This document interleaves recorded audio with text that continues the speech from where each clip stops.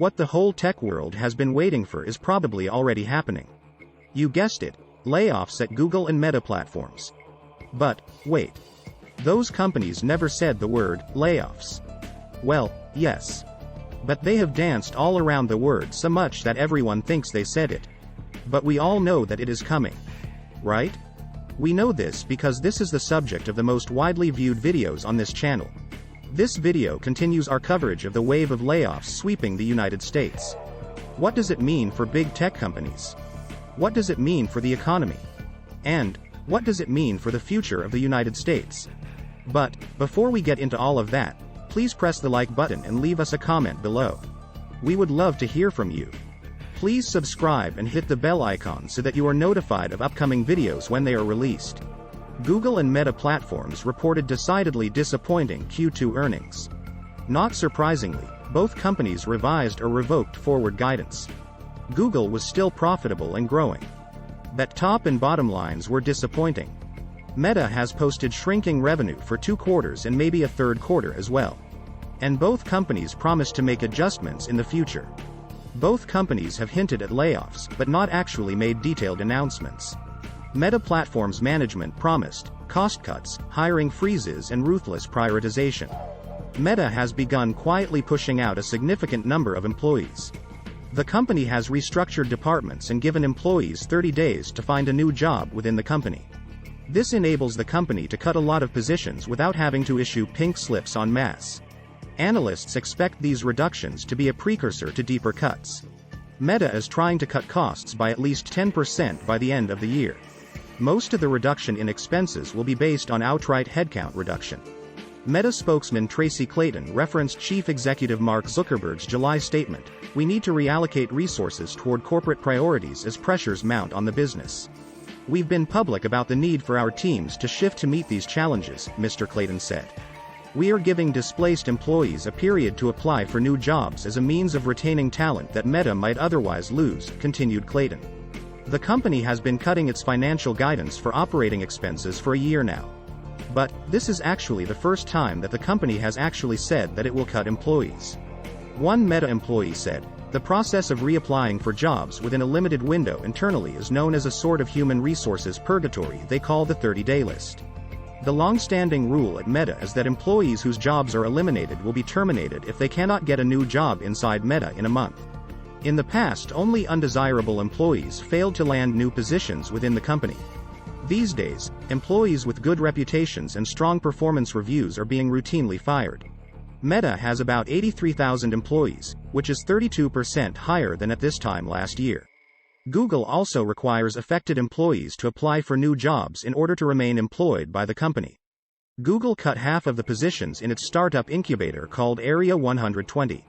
Affected employees were told that they would need to find other jobs at the company 3 months. Google normally gives employees 60 days to apply for new jobs within the company if their positions have been eliminated. Area 120 employees typically get more time if their projects are axed. 1,400 Google employees signed a petition demanding that the company extend the typical 60-day period to 180 days. A Google spokesman said, "Almost 95% of employees who expressed interest in staying with the company found new roles within the notice period." Alphabet has 174,000 employees, which is 20% higher than this time last year. Layoffs at big tech companies are big news because the biggest tech companies went on a veritable hiring spree throughout the pandemic. There is a major supply and demand imbalance between our hiring needs and talent availability, said Tom Allison, head of the Facebook app. There is an acute shortage of engineers and there is even a shortage of recruiters to recruit those engineers. But the United States is now teetering on the brink of recession and the digital ad market has plunged. Realistically, there are probably a bunch of people at the company who shouldn't be here, Mr. Zuckerberg said at a company town hall in June. Meta head of engineering told managers to fire all employees who were coasting. Shares in Meta platforms are down by over 50% so far this year. And the market capitalization of Meta has fallen by over $685 billion since its all-time peak in September 2021. The market capitalization of Google is down 27% over the past 122 months. Alphabet chief executive Sundar Pichai said, "Google would slow hiring for the rest of the year and employees should be more entrepreneurial." Speaking at the Vox Code conference, Mr. Pichai said that Google needs to be 20% more productive. Although he did not give details on exactly how that would be done. But not all big tech companies are adopting the stealth layoff approach like Google and Meta. Snap has publicly announced layoffs of 20% of its employees. This comes after Snap grew its headcount by 65% within the past year and a half. We must reduce our cost structure to avoid incurring significant ongoing losses, Chief Executive Evan Spiegel said in a memo to staff. Snap is launching an opt-in talent directory to help departing employees find work outside the company, said Spiegel. Despite all of this, Silicon Valley remains a competitive talent market. At Meta, the scramble to find positions within the company is ongoing. Google, Meta, and Snap are probably the most notable of the companies reducing headcount. Real estate platform company Compass has just announced that it completed its second round of layoffs.